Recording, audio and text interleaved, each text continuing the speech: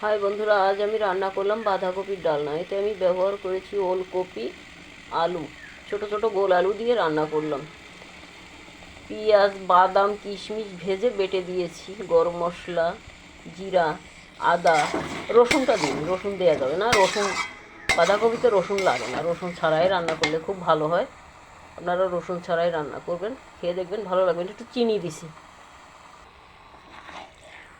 এই যে দেখুন। এটা রুটি, পরোটা, নান, রুটি, লুচি সব কিছুর সাথে খাওয়া যায়। আমার গায়ে যত দুঃখ সয়,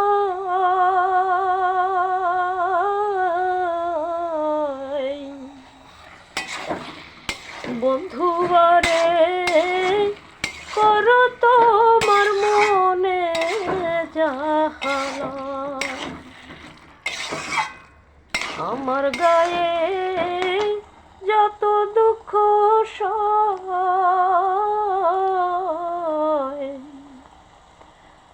বন্ধুবারে